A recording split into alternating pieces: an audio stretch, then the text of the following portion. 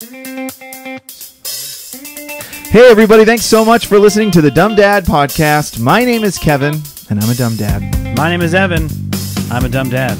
My name is Matty, and I am the dumbest dad. Yes. And I'm Jonny, and I'm a pretty dumb dad. I like how tame you said that. Yeah, very tame. Like you just came to terms with it. I think I have the youngest child. No, not the youngest. You've got a younger child than me, but I think being the newest dad and only one, yeah, I'm coming to terms with it. You're still discovering new dumb moments. Slowly, exactly. Yeah, I've been dumb for a while. Welcome, you guys, to the Dumb Dad Podcast. Yeah. We Thank have you. none Thanks, other guys. than the Beat Buds in the house. Well, in their house. We're in their studio. Yeah. Yeah, but we're psyched to be here doing this with you guys because you guys are awesome. Oh, well, yeah. we appreciate Likewise, that. we're really excited. For those who don't know, the Beat Buds, tell us a bit about yourselves. I know that you guys are musicians. You started when you guys were 6 years old. You were friends when you were 6, musicians when you were 6. You guys have been in punk and rock bands together, Yep. and you guys have traveled nationally, internationally. Yeah. You've worked with some big producers. You guys have articles written in Variety, Vice News, Hollywood Reporter. Oh, Vice News, I forgot. Because of the Beat Buds. Yeah, I mean, that's the story. So talk to us about the Beat Buds. What are the Beat Buds? 6 years old. I mean, I met this guy at 6 years old, which is crazy. We're born and raised here in LA. Yeah. Yeah. Saw this guy running around and, gosh, wanted to tag along. Had to be and Want friends. to start a band? Had to be friends. Had to be friends. But the cool thing about Yeah. that, though, is that music came later for us. So it was really incredible to have a bond forged on Transformers and GoBots before music was ever part of the picture. Right. True. Yes. Which made it even cooler when we started playing music and then split up playing music because we always had this foundation of just being best buds to Yeah. kind of fall back on. So you guys started playing music pretty young. Yeah. But you separated. You're like what was the first instrument you learned, Matty? Well, I think the first instrument I learned was tennis racket. Yes, at Sure, our, yes. at our talent There's show. footage.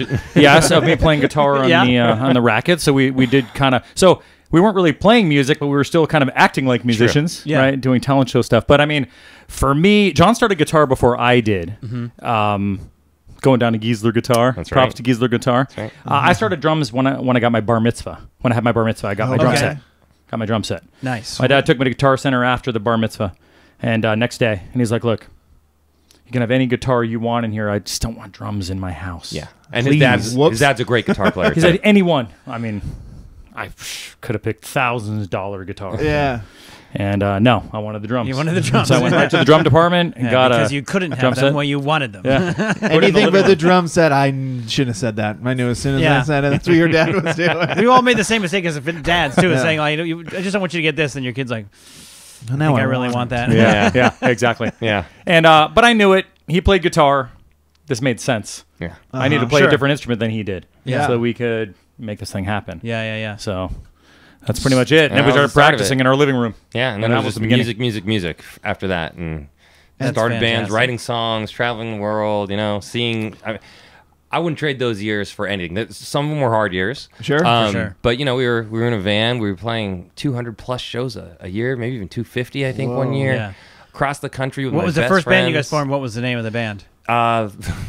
Flammable liquids. Oh come on, man! I was gonna Sorry. go with FL. You were? Yeah. No, I want to go with it. I want to go with it because the fact of the matter is that his large family provided some of the musicians for that band. They did. Yeah. Our Yeah. cousin. So yeah. like it was this all kind of inclusive one-stop shop hanging out with this guy. Oh man, but we thought Flammable Liquids was the coolest name. We were young, and we had the diamond with the flame, and Yeah, you know the logo, Flammable Liquid. the one Yeah, thing yeah, we yeah. didn't Oh, yeah, do. yeah, yeah. It's is, poetic, I man. had was it on good. my Yeah. sticker on my trapper keeper. the one thing we didn't do is put a Z at the end instead of an S, and Right. that was the only thing that could have made the name a Right. little You're cooler. a little bit cooler. Yeah, Just a little just bit a cooler. little cooler. Okay, so to remind us really quickly, because now we're all dads here. So Yeah. how many kids do you have, and how old are they? I got 2 girls, 12 and 8. Yeah. Okay. Oh, 9 now. 12 and 9. 12 and 9. Yeah. Okay. Yeah. And I have a 5-year-old son. And do any of your kids play music? This is his. My daughter plays piano. Okay. I was taking piano lessons, trying to get her into the more songwriting realm of things, which is the piano versus like percussion and stuff like that. Yeah, so, sure. so that's going well. She takes lessons every week, and theater the whole nine. So she's kind of a creative. One of my kids is really a creative mind, and the other kid is super scholastic, like numbers based. It's amazing that they came from the same household, and I'm nowhere near either one. I mean, obviously I'm a musician, but I mean, I don't know where they came from. They're just otherworldly beings. It is wild. I mean, both of our kids. We both have 2 kids, and they're both very different from each other. Yeah. Buddies, no, they're close. I mean, all of our kids are close together, but it's so funny to know that like how their personality comes from. And it's like we all do the same stuff. Yeah. You'd think that it would all be sort of the same vibe, but no, it's like my son is very imaginative. My daughter, and she's only 5, but she's very much like, this is what I want to happen. This is how this is going to happen. And I think she's going to be very good in school. My son's smart enough, but he's like definitely the note comes home. He likes to talk to his friends and he likes to, that kind of stuff. But it's a balance, man. I really think it's a balance. Trying to, first of all, I mean, in today's day and age, right? I mean, these kids can be driven so hard by helicoptering parents. I mean, which we all are to some extent. Yeah. But it's a lot different than when we were growing up, man. We were It's way just different. get on your rollerblades and skateboard and see ya. Be home for dinner at Be 6. home for Yeah, dinner. that was We it, went yeah. into the woods. That was it. That's it. Like gone. Yeah. we went into the woods, found a board, turned a ramp, made it into Yeah. a ramp. Oh, went yeah, out with our absolutely. A bikes. couple bricks. That was it. That's all We you found need. some I cool found a glass. brick, man. I found a brick. I got it. Yeah, no Lugging it helmets, over. no nothing. Old rotted plywood that would crack before you actually got off the ramp. You got a few jumps out of it, just a few. Before Yeah. Yeah, Yeah. before somebody fell victim to the. I can get one more out of that. You know, Going we for actually it. we have another best friend that we grew up with, and he lived in between Matty and myself. Right. Okay. So we kind of always met at his house. Yeah. But he and I rode motorcycles when we were really young. And we would just throw on a helmet because no one could really tell like how old we were once we had the helmet on. By the time we were like 12, 13 years old, we were just riding our motorcycles all around the city, picking up our friends, ditching school. We would get to school, then leave school because our parents would go to work, knowing our parents were gone, get our motorcycles, park in the teacher's lot, and then just leave after school, drive, pick up friends. I mean, it was crazy. It was a crazy time. And now I can't imagine allowing my son to ride his bike by himself to the end of the block.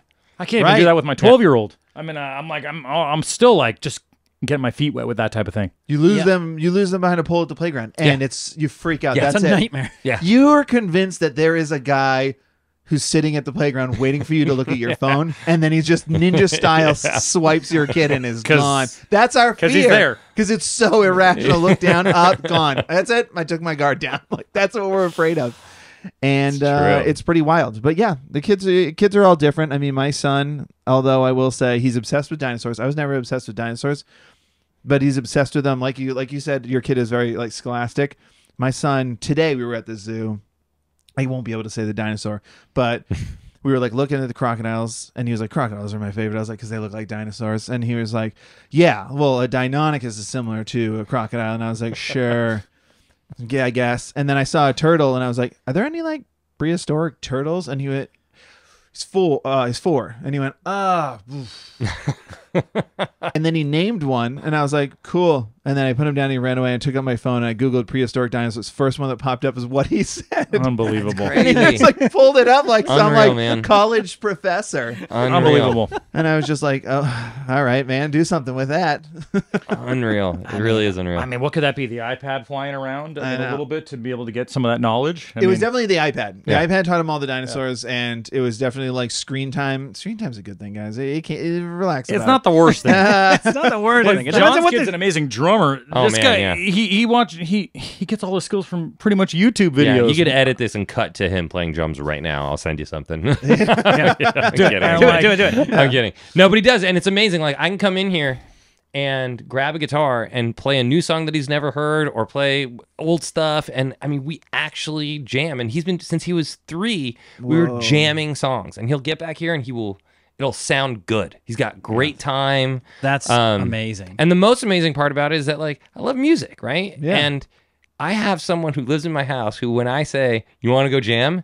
never says no. You know? Yeah. And it's just it's the best gift in the world. That's awesome. I played in a blues band with my dad for a while. Yeah. My dad's a guitar player. Obviously, we talked about that. That was an amazing gift to be able to have that for a little while. Yeah, I'm sure. That sounds I'm amazing. sure. And now you guys have turned it into the Beat Buds. How long have you been doing the Beat Buds? Gosh, 10 years now, I think, right? Yeah, end of 2012. Okay. End of 2012. In 2012. And to give people who don't know, tell people about the Beat Buds. Give you a brief synopsis. I mean, at its core, it's obviously two best friends, John and I, that are able to channel our inner child and be able to kind of like bring like a music experience to the kids in a very basic way, but a very instinctual way, and get them feeling the rhythm. Right. Get them clapping their hands, moving their bodies, and realizing that they have the abilities to do this stuff. It's instinctual. Yeah. And that they can create at a very early age. I mean, I wish I had a Beat Buds when I was younger to be able to like get me at 1, and give me my first rock show. But like the idea is that they're like the third member of the band. We're 2, and then we have them to become the third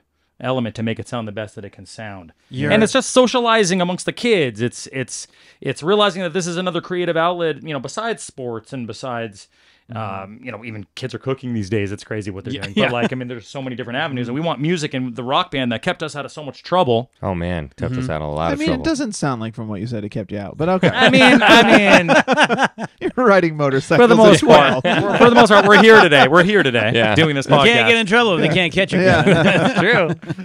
So if that's what we want to give to them is just that feeling that we got, like when we either played in a band with our buddies playing music or playing by ourselves on the drums. I mean, I used to go in my basement and just put on the headphones and just escape. Right, and it's become also something that that parents can get along with as well. And I think that's the thing that we're most proud of too, because this, playing music for kids is rewarding in a totally different way than adult music is. The compliment that we love to hear the most is when the parents say, I dropped the kid off at school and just left the Beat Buds playing, didn't even realize it was still on. But then, in a live setting, it's an interesting thing because it's this enriching activity that you can do with your child that you can also enjoy at the same time. So, I always make the analogy, like I had Spider-Man come to one of my kids' birthday parties, right? Yeah. And the kids loved it. And the parents couldn't have cared less about this overweight Spider-Man with his junk hanging out of his tights. He was pretty overweight. The guy. So he was the Into the Spider-Verse Spider-Man. He was deep in the Spider-Verse. He was somewhere else. Somewhere out there. He's like, you guys ready to pay me? I'm not very liquid. But yeah, so with the Beat Buds, it's this experience that we can all enjoy together, and the parents are enjoying the music, and there's an entertainment aspect to it as well, and it's become a really cool thing. And like I said, rewarding in a way that playing for just grown-ups and in rock bands never was. So when you were younger, what were like the bands you listened to? What's the stuff that you guys really loved? We love the 90s pop punk thing. Which I'm sure you can hear in a lot of our music. Obviously the Goldfingers and the No Effects and the Bad Religions and even other metal bands and things. That would have been like my guess, is like all those bands, because it's your style is there, and how you play the music is there. I think it's great in your live shows. I have 2 things that I think are really funny about your live shows. It's so engaging for the kids. You guys put out like little instruments for the kids. Everybody grabs one. Exactly, yeah. And they have, children are amazing in that way, that they have like no problem with jumping right in and participating. Whereas like you go see, I've seen tons and tons and tons of shows with my friends and bands and stuff like that, and like no one goes to dance. Everyone's super, because they're all adults and second guessing themselves. Right. The kids just run up to the front immediately and participate. And the other thing I think, and I can hear a lot of that music and what you guys play, because it's one thing to have like a kids band where you guys don't really seem like a kids band. You're like a band that plays, like rock and roll music that's fun for kids to listen to. I think that's a big thing to separate yourself and able to do that. And that was the goal. That was really the goal. The way this all came about was that Matty and I had played music forever. He stopped playing the band because he had 2 girls and married life, and the band was doing great. We were playing often for so long, man. It wasn't. I was looking at the numbers. Yeah, it wasn't putting as much as I loved it, but it wasn't putting diapers on the kids for sure. Yeah. Sure. But for me, who lived off of ramen and needed just a little studio apartment, it was just fine. So I kept going. The way this whole thing came about is he had an incredibly horrific back accident that he needed emergency surgery on the moment it happened, and he had to stop working. And when he stopped working, he was kind of playing Mr. Mom with his kids, and he was going to all these classes, the Gymborees and the music and the what an amazing outside gift. the boxes, right? All these classes. The injury wasn't the gift, but the gift was like that I got a year with my youngest, Like the time, to just explore this new world. I just was able to just immerse myself into what kids were enjoying and what my daughter was enjoying, and like John said, go to those classes and see what it's all about. And oh man, the music classes, as much as I liked them, like I just really felt that like it just wasn't doing it for me. Like I want to be there, and I don't want to dread going to this. I mean, I always enjoyed it because my daughter's there and I'm seeing her smile, and you know, she grabs an instrument or something. But like you know from the side, the music side. Yeah, I'm like, listening. This could be Technically, better. Yeah, it totally. could be better, and it just so happened that I was rehabbing a block away from John's house. Right. And John had been touring, you know. I mean, we always talk on the phone and stuff like that. But, Yeah, and he'd help me with mixes and things like that, and ideas and writing. We've always been musical partners, so it didn't matter that we weren't in the band together anymore. We were still he was still my guy, you know. I had new people in the band, but he was always my guy, and you know. And he had nephews at that point, so like he you know, look, we always have the family man sensibility. You know? Yeah. So I'd go over there and I'd show him, you know, I'm like, check out this CD I got from the class, you know, like, what are you thinking? What are you thinking about this CD? Knowing that I would be like, this is horrible. Like John always tells me when he doesn't think it's good, he doesn't just say, it's all right. He just says, this stinks. And like, we just, I don't know. I don't even know what happened. It was that just day. instantaneous. Well, my sister was there like, as well, let's do and my something. sister with my nephews, she was like, "Oh, we're in a music class too." I'm like, "Play me something." And I was like, "This is worse." Bring all the, all the CDs in, you know, just analyze them, see what's going on. And I think that day we were like, let's write a song. And we had my nephews there at the time, and in a couple of hours we had written a train song. And my nephews were in there. They were shaking shakers to make the train sound, right? The chicka chicka chicka chicka chicka, and their voices are on it. And we were just like, we made a song, and we burned a CD, gave it to his wife, my sister, and they would just kind of get it around. Kids started listening to it. Other parents started listening to it. He wanted to write another song. I was like, sure, let's write another song. I wasn't on tour at the time, right? Let's do another song. So we did another song. I think we did like 3 to start, and then that 3-song CD really started just circulating around our community. And really magical. yeah, it was really cool. And Then then plan that. You Yeah, you can't. They'll ask Yeah. me, like they think that we had some sort of a business plan. yeah, there was nothing. And it What? wasn't No. the Beat Buds. We were just writing music for the We kids. didn't have a name. Like, Yeah. Ugh. Just something fun that we could do as a fam. I got the Flammable chills. solids, or Yeah. What's that? is flammable solids now? Yeah. We changed it. But yeah, there was no like mindset of turning this into something. It was just a way for us to have a musical outlet with the kids in our lives. And I think what ended up happening is, as it started circulating, I never really saw what it could have been, and I think Matt's brain started to wrap around that. Yeah, I was like, I had some things percolating in here. Like, Yeah. You know, like I'm out of work now. Like I can't do my old job. I was in the grocery business. Right. I can't lift. It was a back surgery that I had to. Yeah. A bad one. I can't lift anymore. So literally, the surgeon was like, "It's time to think of a new career." Yeah. I'm like 35 at this point, or no, maybe a little less. Yeah. A little younger. 35 at this point. I'm like, oh man. we can say whatever age for the podcast. So, okay, whatever. No. 26. He was 18 when that happened. And I'm like, wow, that's a pretty harsh reality. Yeah. You know, so my brain starts firing, like, oh man, you know, what's going on here? Yeah. But I mean, I didn't necessarily put 2 and 2 together. It just so happened that this was working simultaneously. He went on tour again. Yeah, this is my He favorite laughed story. and like, I'm This is just my sitting there favorite with my story. wheels turning, like, oh, we got these songs. Man, what's gonna happen with this? Man, this is good. This is good. The response is happening. Yeah. You know? John goes on tour. By then, the band had really grown, and we were now overseas. We're playing massive festivals, 10,000, 20,000 people, like it was just incredible. And I would turn my phone off at that time because there was a long distance rates that you had to deal with all. Yeah. So I just turned my phone off. 20,000 still not going to cover that bill. Nope. So like I would turn it off for 6-8 weeks. I would turn it off. And in that time while I was away, I guess someone inquired about us playing at a birthday party for them because the music was circulating and the kids were digging it, the parents were digging it. And I land in a layover at JFK after the tour is over, and I check my phone, finally turn it back on. There's 30 messages from him. Hey, we got an inquiry. to play at a birthday party. Next one. Yeah. Hey, I got to get back to this lady, you know? She's like, and every message is like, do you want to play a birthday? My last one is, I'm at the party. Where are you? My disability is like this. Coming down for a landing. Yeah. I call him from JFK. I'm like, what's going on, man? He's like, I got it. He's like, you want to play at this birthday party you want to do? And I was like, I just got off stage yesterday in Germany playing for 20,000 people. Like, and I'm gonna go play for a bunch of I don't want to play at a birthday party. And I didn't have kids yet either, you know? So I was like, no, I don't want to play at a birthday party. I mean, I had seen, like, I kind of had the vision of, like, how these birthday parties go down because I'd been to a few. You know what I mean? Sure, so, like, sure. So I, like, I was, like, a little slightly a step ahead. Yeah, you know? yeah. But also, you're thinking, like, how this is. You've seen a bunch of them, but this is how I would approach it. Right. To make it a little better. Yeah. Yeah. Oh, absolutely. Well, I mean, honestly, that was more just us coming together when finally he said yeah. Well, Matty was, he like he said, right? His disability was running out, and he's like, look, man, he's like, you're my best friend. Like, I need another source of income. Like, let's just figure this out, and I'd like to bring home some money. Finally, it's been a year, you know. So we did it, and.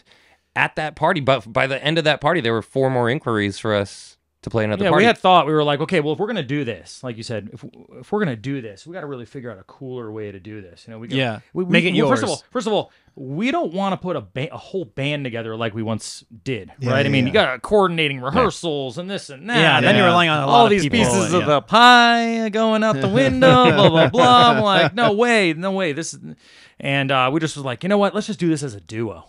And then we'll get the kids to be the other member. Yeah. And we'll give them a bunch of instruments, like at certain times, and we developed a strategic program. And oh man, it went off so awesomely. That's and great. like so John white said, stripes of you to do that. just 2. Yeah, that's it. That's it. Yeah. You know what? Because like we realized, like these kids have imaginations, and all you got to do is just spark it. Yeah. You know, basically, we're just fanning the flame of what they can do. Yeah. We're like facilitating and letting them do the rest. So, man, 1 turned into 2 to 3 to 4, and then before we knew it, there was a business on our hands. And then Mom started giving us advice as to like how we should move. Because they knew more about the landscape than we did. Oh, yeah, you got the end. That's how it moved. So we were doing birthdays, and then a mom said to us eventually, like, do you guys do classes? And we looked at each other, we were like, we should do classes. Yes, we do. Yes, we definitely do. Uh-huh. So it's just another aspect of the business, and you guys should play at malls. You guys should, and song ideas, right? My kid has a really hard time going to sleep. You guys should write a bedtime song. So write a bedtime song. You know, whatever it was, the moms really steered where we were gonna take this business, and it was that's incredible. really good. I mean, that's a good way of like listening to. I know it's for the kids, but as you said, it's for both, and it's good to listen to the people who are like. That were like you, Matty, or like, I've been to the birthday parties. I know what it can and can't be. They're like, I might not be a musician, but I know what I've seen and what I don't like. Yeah. Spider-Man. Yeah, absolutely. Spider-Man. I want to talk about one of my favorite songs you guys play because I think it's so smart is the Hello song. It's like how you guys start your show, the Hello song. How did that come about a little bit? Could just be a sparked an idea, but it's so inclusive to every kid there, no matter what their background is, who they are, and you just learn to say hello in like, I don't know, how many languages do you do? Or sometimes you involve we must know how to say hello in like 100 languages. So we definitely do. And at this point, even the ones that aren't recorded, because I think there's like 3 or 4 different versions of that song at this point. Yeah. We've learned how to magically, like on the spot, rhyme whatever language you want to give us. Yeah, sure. So at this point, there's really, I mean, gosh. We know everything. We don't pronounce them all right, but we know them all. That's always the awkward moment, right? Like you get somebody who's like, you know, barely speaks English, trying to communicate how to say hello, and like we're like, like this, The and we background wing just it. shaking their head. Yeah, you killed that. Or if it's something different than what we've Googled, that's always, you know, like how do you say hello in Italian? And some Italian person is like, buongiorno, and we're like, ciao. Yeah. we're like, you're wrong. We know this because we Googled it. Yeah, we've done this before. Alexa told me. Speaking of pivoting to or listening to your opportunity, I'll give you guys massive credit because it feels cool that we're sitting here talking to you guys because during the pandemic, you guys were the Beat Buds. You're playing shows, you're playing live shows, and then the pandemic shuts everything down. Nobody can go anywhere, and you guys decide let's start putting up a live show on YouTube, like every morning. Yeah. 9 o'clock in the morning, every morning. And I can't credit you enough to how, and I mean, my family, I know your family the same. Like we started texting each other, like the Beat Buds are doing this live thing, and like it would be like every morning, like Monday through Thursday, 9 o'clock in the morning. We'd turn it on, and our kids would dance in their room and play. And we'd like sit there with them and turn it on loud and like watch the show. And it was like you would do like a little craft or something, like make your own instrument or something. It was like it was just so brilliant. Videos are great. And so. You know, it was like in this room. I mean, how long into the pandemic was that? That was pretty early. Oh, we went right away. You went right away. Yeah, you know what? Like, forget about the success of it or anything like that. But we were one of the first on that. Yeah, yeah. You guys were on top of that because I remember that was like the crazy time. Because I remember I was in a 2-bedroom with apartment with 2 kids, and. Because it's an apartment, it's like, well, there's nowhere to go. There's no backyard to play in. The playgrounds are all closed. Yeah, they're all roped off. I remember that. So we're just like walking around the neighborhood. Like that was like how we got the kids out, was going for walks. And it was really good to look forward to do something on the TV that was interactive because it was live. And it was cool because our kids exist in streaming. All kids do now. And it is funny to turn it on, and they're like, "Can you turn it on?" I go, "It is on there. They're just not starting yet because it's live, right?" Like, because there's a technical difficulty we can't figure out. They're like, "I don't understand. You pressed play. It's not playing." I was like, and it is playing. They'll move the TV in a minute. And that's, it's funny because that goes back to like the moms. Some of the moms were like, before the show starts, can you say hi to my kid? Yeah. And that's what we started doing before. So like we'd be live and people would be in the chat and they'd be like, here's my kid's name. And we're writing on the whiteboard every name that's coming in. And so that's what we were doing before the show started. It was really cool. It's supposed to be 2 weeks. I think that whole thing was supposed to be 2 weeks. Remember the kids were out of school. It was 2 weeks. It was supposed to be. It's supposed to be 2 weeks. So we were like, oh yeah, we'll crush this, man. We'll do this every day for 2 weeks. No problem. We can commit to 2 weeks. How hard can that be? 2 weeks? So like 80 shows later, we were just every day. Well, in a time of like complete uncertainty, you knew that 9 o'clock you could turn the Beat Buds on, and I know I speak for a lot of parents out there. It like meant so much to us to have something like that to do. That was just like it was absolutely incredible. Thank and you. I will say another thing that these guys did. We ordered because my son was like all of a sudden became this huge fan. Playing along with the instruments we had and everything. He was like, I really want to Beat Bud something. We're like, okay, so we ordered him a hoodie. Nice. Okay, so we ordered him a hoodie. And then the hoodie didn't come. And then we were like, oh, man, okay, the hoodie's not coming. The ports were like, were shut down, man. The shipping was COVID. I know. So that's what I'm saying. Like, so we knew, like, so we sort of inquired, like, hey, we ordered this hoodie. We don't have it yet. No big deal. Like, can we just, can we give like an update? And then it was like, yes, COVID ruined everything. Like, this is stuff's coming from like Germany or something like that. Yeah, it was at the time, right? If you could please be patient. And we were like, that's cool. No, I mean, like, we weren't upset. We were just trying to tell them, like, it's on its way. I think it's on its way. And then we inquired a second time, and you guys were like, I don't know what to tell you. Like, I don't think it's coming. And I was like, we were like, I couldn't do it anymore. Yeah, it was like, okay. But you responded, and we're like, how can I make it? Can we send him a shirt? We'll send him a shirt and a music kit. And we were like, okay, that'd be great. I mean, that's no problem. Because that was in the garage. That wasn't in Germany. Yeah. And we were like, that'd be great. That's no problem. We really appreciate that. And then on top of that, we didn't realize how near any of this was. We send you the address, and then instead of emailing it, you drove it to our house. Yeah, I was like, because you didn't want to route it through Germany. I am not taking any more chances. Yeah, I'm gonna go right like, oh there. man, these guys are absolutely amazing. They just drove to our, and then like the response was like, I just dropped it off at your house. It's on your doorstep. Thanks for being patient with us. We're like, oh my god, these guys are amazing. I love it, man. It's so him too. I got to go back to a different story. When we started this, oh no, I can't believe you're going to tell us this person's going to hear this. When we started this, like we didn't really know, like how this all worked, right? Yeah. If someone wanted to book us for a date, like you were in the date, and we were taking credit cards and like all this crazy stuff. Form designed. He's like so excited. Wow, look at this infrastructure I have. Like wow, I'm just play drums and works at a grocery store for heaven's sake. So like we had a website. Yeah, I know. Go. So someone books us and wants to book us. They completed the form, but they didn't do the payment. And Matty had reached out via email. They didn't hear back. So Matty drove to her house, knocked on the door, and was like, "You want this birthday party or not?" No, I mean, look, I'd sit by the computer and wait for the gigs to come in. And I don't know what I was thinking, man, but I literally drove in Mount Olympus to her house, knocked on a big gold door. God. I have your booking form here. It says we're going to play for you in 2 weeks. Is this happening or not? And she's like, oh, no. And I'm like, and know it's not happening. I didn't respond. And I was like, oh, all right, I'll see you later. And that was the end of it. And I realized in the car, I'm like, oh, my heaven. Why did I go to her house and she didn't pay for it? She doesn't want it, and that's where it ends. I just didn't know. We were learning. Yeah. What's really going to like bake your noodle is that she might have until you should. Seriously. I know. Seriously. She had 2 more weeks. What a sicko I must have seemed like. You know, like I desperate for can't gigs, even man. believe that I even to the, I mentioned You're this like, I can see to the him a few weeks checkbook ago. through the window. It's on your kitchen counter. Like you just sometimes don't. I know. You don't know sometimes. Yeah. You know. No, And I know exactly. I should have known, but So I'm not didn't. surprised he dropped off the gear at your house. I did a Not lot of that surprised. stuff, man. That was crazy. I mean, you couldn't depend on anything. No.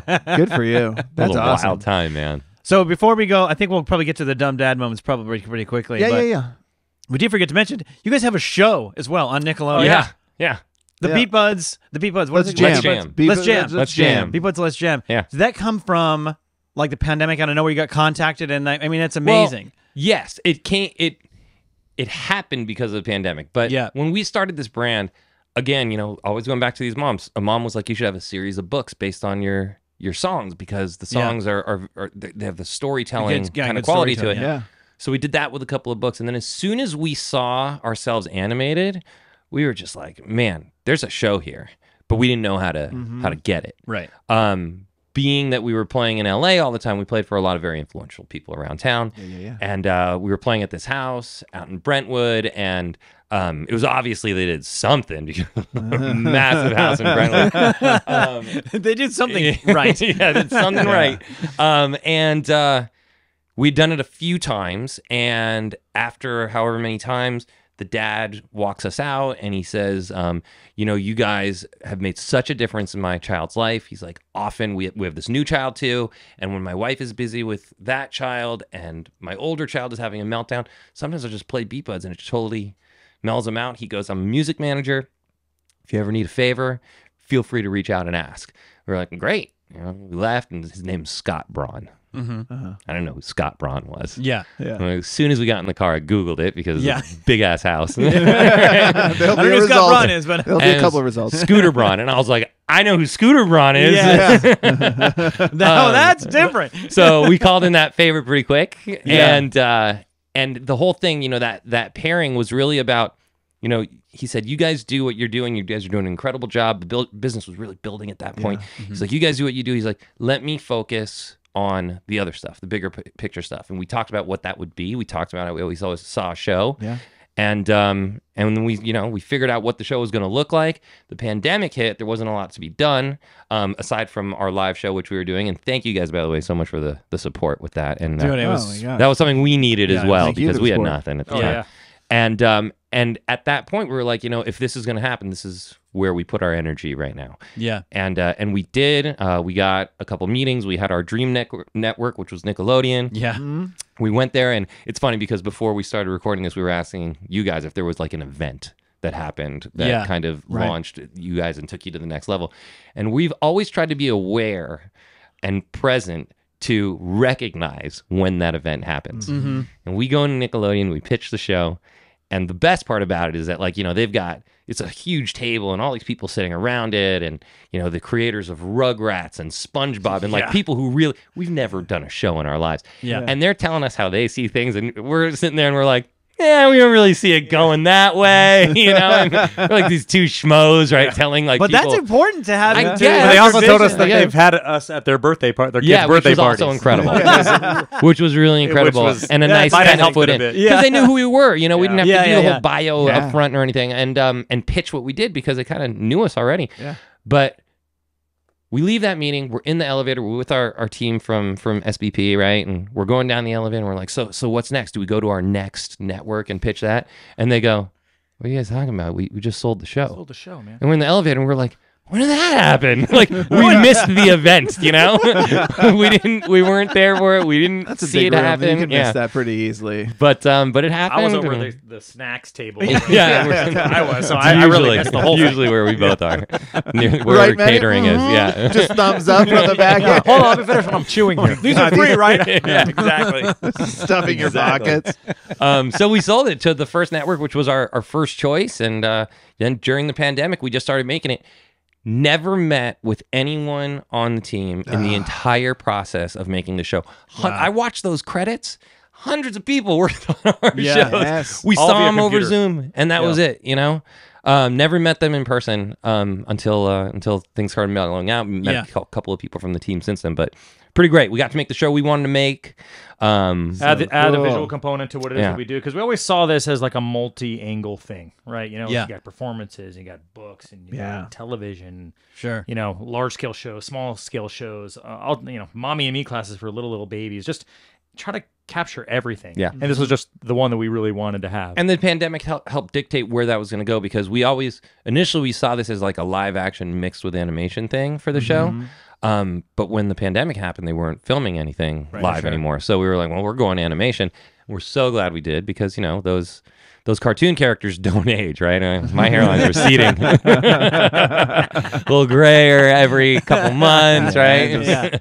Every fall that the kids have, and another gray Show hair. up to the beard booth in sweats, man. You're Yeah. good. So, you know, we stay young through the animated characters now. No, that's fantastic. That's amazing. All right, I think we should move on now to the meat and potatoes, the dumb dad moments. We do them every week on the podcast. It's for us, Evan and I, because we do this podcast every week. It's always just like, what happened this week? Right. What'd you do? What was your dumb dad moment this week? Obviously, as our guests, if you wanted to give an all-timer or something that happened this week, is whatever you think. But Evan, do you want to kick us off? I can kick us off. So we've done all of it, you know. We've done all the stupid things, and it's mostly just because, like, when you're a parent, you're active in your kid's life. You've never parented a 4-year-old or a 5-year-old, or it's like every time you get older, it's like it all changes and you still make stupid mistakes and decisions. This one was sort of like a neglecting kind of thing that I wasn't aware. Did that you hear we the were excuse up front? Yeah. Just like when you're Well, I'm just present kinda and you're there. doing. So my daughter turned 5 like this month, or I guess in July she turned 5. So we were like, I think it's time to get her a bicycle for her birthday. That was like our decision we were gonna do. She had one of those like little Strider bikes that you run around with, which she never no took. pedals. Yeah, which she never took to too much. Yeah, I'm like, your kid did a really good job on it, so we were thinking like that's what we should do, because we didn't do that with my son. Strider, yeah. We just got him like a bike with training wheels, and like it took him a while to get used to the it. So we classic thought, way. like, the classic way. Yeah. So we thought like, well, let's really help her out, but she never really took to that. So we thought, but still, we'd go out and play in the back and stuff, and my son would be on his bike and everything, and she'd just kind of be running around, and we're like, and not using that little Strider bike. Let's get her a bicycle for her birthday. So I go to the bike shop, and I'm talking to this guy, and I'm like, my daughter's turning 5. She's 40 inches tall. She's this, and I'm kind of looking at these bikes over in the corner that like are about the size of my son's bike, a little smaller. And he's like, "Yeah, let me show you what I got." And he shows me this bike that's like twice the size of my son's bike. My son's 8. Yeah. And I'm like, and we had for a while when we go play in the back, my son would be riding his bike. We're like, he looks a little big for that bike, huh? Yeah. He's kind of swallowing his knees as he's You can he's hear his like, knees go by his ears. Yeah, so yeah. swooshing. yeah. So the bike I end up picking for my daughter, I'm like, this is like way bigger than his bike. So that's kind of the dumb dad moment. It was like we get it home and then we have her birthday party and we bring her out and we're like, surprise, and she loves it. It's awesome. She gets on and then we're like, yeah, let's ride for a while. My son goes and gets his bike out and it was like he's riding this tiny little bike around like, oh man, I think we just realized we have to buy 2 bicycles now. So I took him like yesterday, and I was like, I took him to the bike shop and I was like, he needs a bike. Yeah, totally. Yeah. So, and he chose a BMX bike. So he Nice. the first one, There you the go. first one he had is a Good taste. BMX bike, and he wanted to stick with it. But he's 8, and they were like, he could be an adult bike. Yeah. Right. I was like, whoa, man, we are just like so far away from where I thought we were with the size bike. But he stuck with it. He still wanted the BMX bike, so it's still kind of smaller the way he sits. It's probably on a it, but 20. I mean, 20 is all I ever rode. Yeah. It's a 20. A Yeah. 20 is the classic BMX bike. I don't see but the bikes now are bigger. They're a for little kids bigger. as they're getting bigger. The Yeah. BMX bike is just not as desirable, I guess, as it was when we were younger. Which is funny now, and now I think I need a bike because I the guy was like, well, there's such the one size. BMX bikes are like one size, and I was like, oh, okay, that's cool. So we took it home and I like rode it around for a second, and I was like, I'm too big for this Yeah. thing. Yeah, I can't for ride, sure. I can't ride Yeah. BMX anymore. We saw a guy the other day. Remember the other guy we saw riding a BMX? We're like, man, that guy is way too big for that bike. But that, Yeah. No, they're Just like butt one in size. the air, perfectly flat back. Yeah. So that was the where I felt stupid is I'm sitting there buying a bike for my daughter and he wheels this thing out like this is her size. I'm like, oh man, we are not even close to the right size for my daughter. and you probably spent a fortune on those bikes. I've spent hundreds upon thousands of dollars on bikes because Yeah. they grow so quick at this age. You just got to buy a big one and just deal with it for a while. Just buy it, yeah, that's the thing. He's like, just get them with one size, a little bit too big now. If he can carry himself, he's pretty good at riding a bike. So I knew he could carry himself once he'll figure it out. Yeah. But it was funny watching him ride around yesterday. Sure. 'Cause Sure. He was like, oh, I'm gonna have to get used to this thing. I was like, it's like Man. it's 3 times the size of your old bike. It's awesome. So there you go. awesome. Pay attention to what size bike your kid Yeah, has because it's absolutely. probably too small. Yeah. I get my advice from him on the bikes. Yeah, actually, 'Cause- he's got one of my bikes. Right I now? just was like, look, I'll just pass it down to you. Don't waste all the money like I did. I have Oh, there you literally go. like 4 bikes Yeah. for my kid. Like, So what's Izzo riding right now? a 20. He's riding a 20. That's a 20 Okay. that I gave you, which There you is the BMX size. Yeah, BMX size. Yeah. Yeah.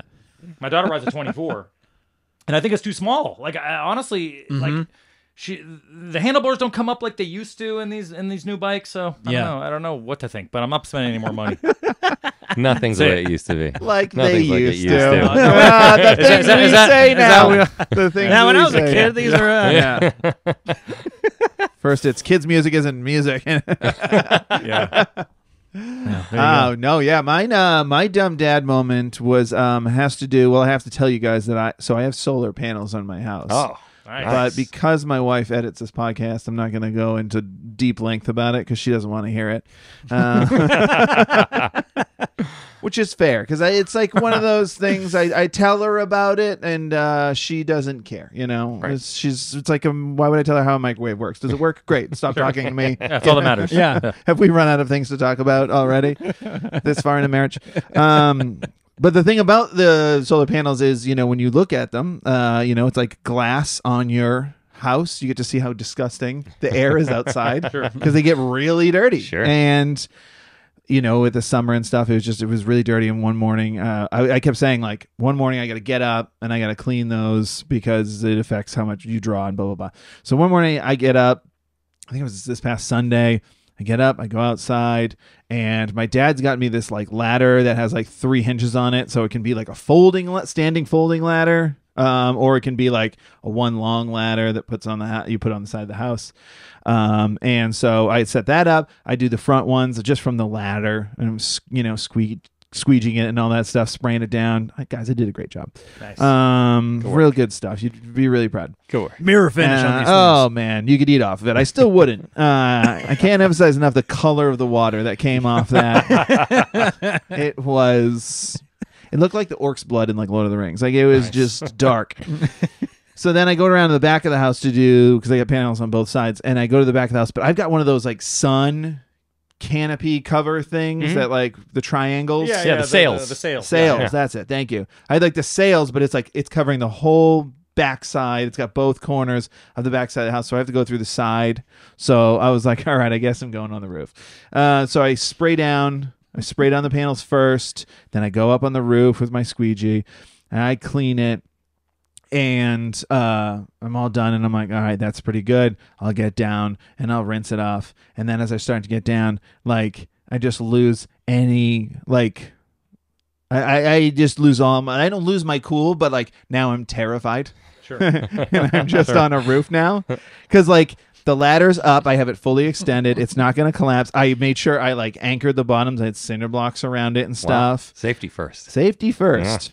But it's still like the way I have it set, it's so high past the roof that I'm like, I would have to swing my legs around the side of it. Sure. And I'm just like, I'm psyched out. No way. Right. No way. Yeah, you're in stuck. your head. I'm You're in your head. You're stuck. stuck I live there. here now. Yeah. No way. I'm stuck there. And Yes. and no, I don't have my phone. Like, sure, it's better service, Right. but why would I bring my phone? What a ridiculous idea that would have been. And because I'm a proud man, I would have died up there, like before I said anything. I was up there for a very long time, like an incredible amount of time. Just contemplating and figuring it to out. the point where like starting to get mad at my wife, like, why isn't she missing me yet? Sure. I've been gone for a while. now it's partially her fault. Totally. But the funny thing is, I'm such a proud guy that if like a neighbor had walked by and was like, "You all right, man?" I would have gone, "Yeah, dude, 100%." Yeah. I'm good. Absolutely. Keep walking. Because I did the same thing once when I was skiing. I like fell and I like busted my shoulder. I think I tore my rotator cuff. I never looked into it. But I hurt so bad in that moment. And a guy skied up to me. He's like, "Dude, you all right?" And I was like, "Dude, I'm all right, bro. Get out of here, man. I'm good. Mind your business." And then I couldn't throw for like 2 years. Literally just happened. No to health me. insurance. Go ahead. No health insurance. Never looked into it. So I'm just like stuck on that roof. And then so my dog's down there at one point, and I hear him bark. Look at Mom. I hear Look at him. Mom. I hear him barking at the door, and I go, "Oh, this is my in." Like as soon as I hear the door open, I'm gonna call for her. And then the door opens, and my pride kicks in, and I just go, "Hey, babe," and like she doesn't hear, and I just hear the door shut. Like she just opened the door, let the dog in, and shut it because missed the opportunity. Because I bailed. Man. I didn't want to be like, "I'm stuck on it."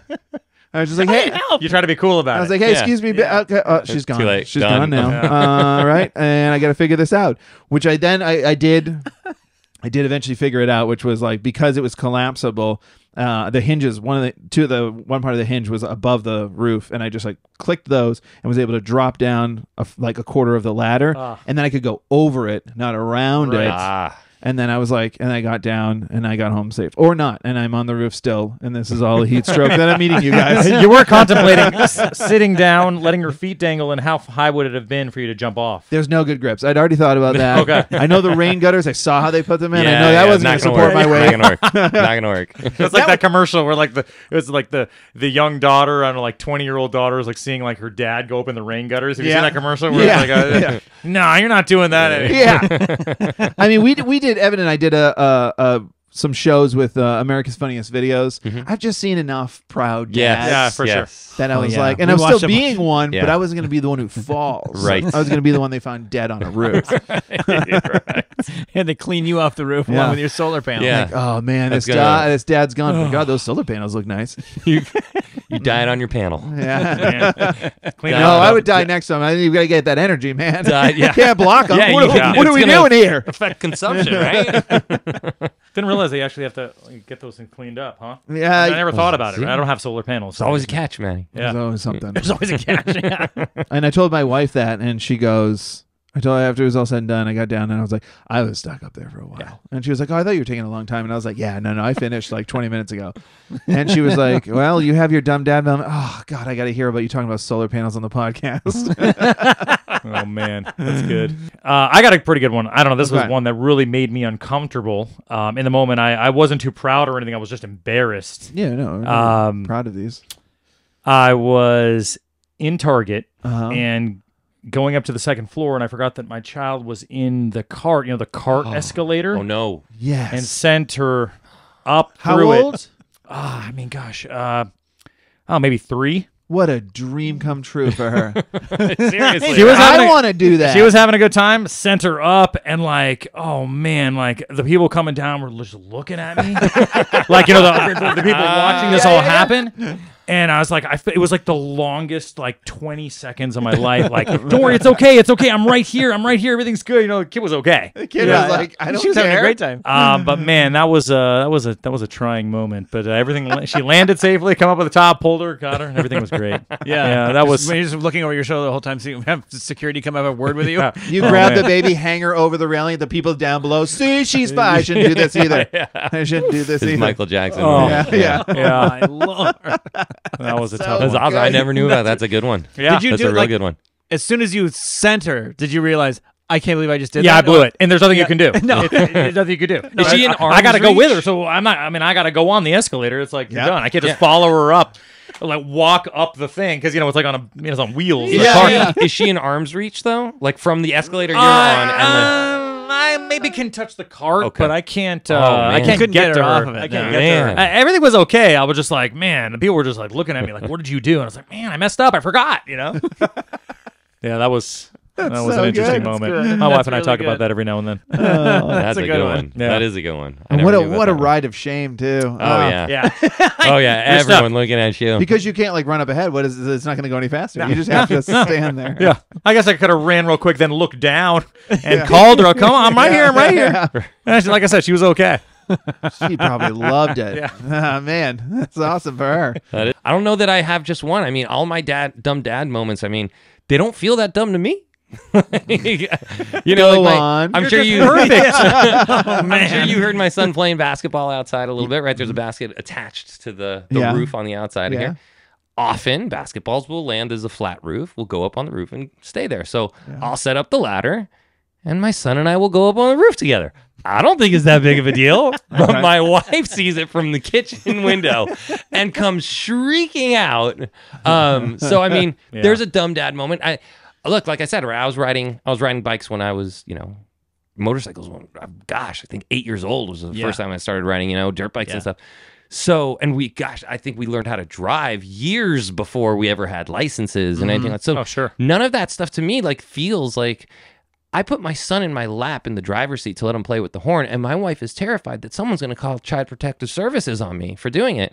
And we got a long driveway here, so sometimes we'll get in there and I'll let him hold the wheel and I'll let it idle up the driveway, and he loves it. And my wife sees that, and she considers those very dumb dad moments. But I don't know how you guys are with your wife. My wife and I are on different spectrums when it comes to safety. So we got a pool back there and a gate, and there's nothing back there but the pool. Right. You can't get to the pool without going through the gate. The gate has an auto lock on it, an auto latch on it, and we lock it. For me, that's enough. My wife needed another gate around the pool. So we got a gate to get to the pool, and then we got the gate around the pool. It's I feel like she's the ultra safe, and she feels like I'm just like this, just loose cannon. Loose cannon daredevil. Well, what's fun is you've taught your son that gate with all the gates and latches, he can just climb off the roof and just jump in that go get a ladder and just send it. Go get that ladder. So there's a lot of dumb dad moments, apparently, especially according to my wife. But I think those are great. I mean, and I feel that too. I mean, we were talking about that earlier too. When we were talking about you being kids, and when we were kids, we just take off on your bike and go ride with your friends. And it's wild now how you would think you would never even consider something like that. Sure. But there's a little bit of that too, where I feel but some stuff, it's it's kind of that feeling you get, I want to have my kids get in a little bit of trouble. Absolutely. Or, rather than be afraid of everything. I totally agree. And so but I wouldn't be able to tell you what that window is or how to navigate that window. I mean, I'm probably closer to the safety side of things because it's but when you're a kid, you don't think about it. No. When you're a kid, you do the stuff with your friends, and when you're a dad or a parent, you think well, I don't want my kid to get hurt, and so it's a totally different perspective. But I don't know. I also have a tree swing in the front yard that swings 20 feet out in the middle of the street. So that, I guess, is a pretty dumb dad moment. That's definitely That's pretty cool, though. It's really cool. It's a great swing. When people drive by and they see my son soaring above their monster trucks, right? So a fun dad is like a dumb dad, I guess, to some extent. I don't know. It can be hand in hand a little bit. The dumb dad moment is when you look out, you see the swing swinging, there's no kid on it, and you look and you see a U-Haul with your son on top of it driving away. Awesome. I'm in Mission Impossible now. That's awesome. But I mean, you're right though. You can't protect him from everything. I mean, you can make smart decisions, but I don't know. There's something about just taking somewhat of a chance. A little bit of a chance. I mean, obviously estimate the risk and. But I don't know. I think that's to some extent important. Yeah.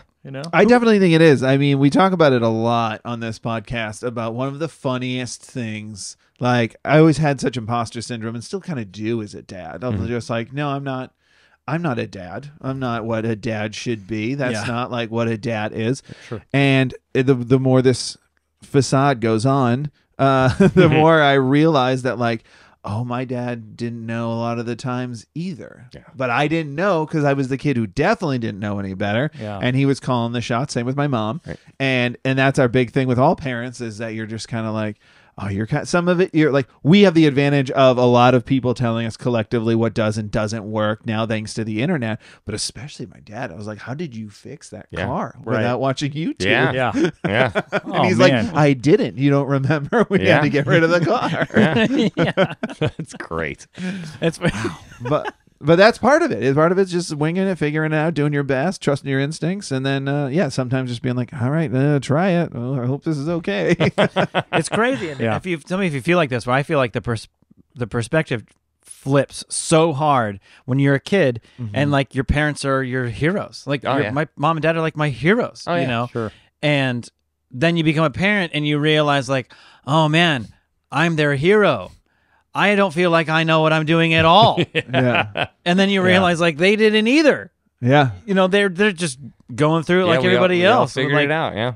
I heard my son bragging the other day that his dad lifted a chair above his head, you know, like that, right? Like, and then I think about how he's gonna grow, and you know, Matt's daughter, who's super scholastic, and Matt can't do her math, you know. So like, where's that point where it switches? You're their hero, and then all of a sudden you're just an idiot. You know, look, there's an overriding feeling of like that I'm security for my kids, and that's just overwhelming for me, just in general. Like, of course, we talk about imposter syndrome, right? Yeah. But I mean, it's now getting to the point with a 12-year-old where like I really can't chime in on some of this stuff that she's doing in school when it comes to math. Yeah. You know? And to be honest with you, like that actually is somewhat frustrating. Like I almost get frustrated. Like I got to walk out of here because like I'm feeling slightly inept, you know, that I can't help in this instance, but she just goes on YouTube and figures it out anyway. Crazy. So like, so whatever, as long as that situation ended, and now I can just be regular dad again that you trust and believe in. You know, it's hard because when she goes, "When am I going to use this in real life?" and you go, "As far as I know, you're not." I was like, I always say, look, I'm a musician. I just count to 4 and back. That's all I need to know. 1, 2, 3, 4. Guys, this was amazing. Thank you so much for having us in your studio. This is an awesome. Thank you guys for having us, man. We've been really looking forward to this, man. We love the show. We're big fans of the show. Oh, thank you. We're big fans of you guys. Thanks for all the help you guys have done and continue to do. You guys are the Beat Buds. Where can people find you? Instagram mainly, right? I mean, that's pretty much it. Like, I still say website, but that's all John we have the seems to think capacity that's not even really valid anymore. Sure. Yeah. Matt still goes like this: www. Oh, you dropped the HTTP. Good. We got rid of that. We got rid of that. But yeah, just at the Beat Buds. Just remember to put the in there, and you'll find us. Our music is the Beat Buds, Spotify, iTunes, whatever. It's just everything. Beat Buds on Spotify. Not the Beat Buds. Great. The Beat Buds across all platforms, guys. Check and them on out. Nickelodeon. And on Nickelodeon. Yeah, The Nick Jr. Nick Jam. Jr. Yeah, it's on their website, their app, their Matty, YouTube, all that stuff. That's awesome. Well, congratulations on all your success. Thank you, and again, guys. thank you for joining us on our show. Thank you. And do you guys, either of you have a dumb or a dad joke? Well, they're dumb. They're all dumb. Yeah. Oh yeah. They're all Dad dumb. joke? There we go. Oh man. Go ahead, Matty. Oh boy, this was real bad. Yeah. You guys really want to hear this? Yeah. I pulled That's this how we out. end the I pulled this podcast. out the other day, and oh man, it was a good one. All right. I thought it was good. Well, you're talking Didn't it up. kinda So. get me. So I went and saw the Barbie movie. Great movie, by the way. Really enjoyed that. Oh, good. Yeah. And Dua Lipa is in that movie. You know, the musician. Right? Yeah. She's in there. Yes. I was like, oh, cool. I saw it in the credits. I didn't know when I was watching it, right? And as we're walking out of the theater, I was like, you guys know Dua Lipa was in that movie. And I go to my daughter Vivian and Grace. I'm like, hey, you guys want to see me Dua Lipa? And I jumped. Oh my god. Yeah. pretty Is awful. that bad? That was pretty awful. Is that really bad? That's what I It's did. just very dad. Yeah, it's very dad. Very dad. Yeah. Thank you so much for joining us today, and we'll talk to you and see you next week. Okay, bye. Okay, bye. Awesome, guys.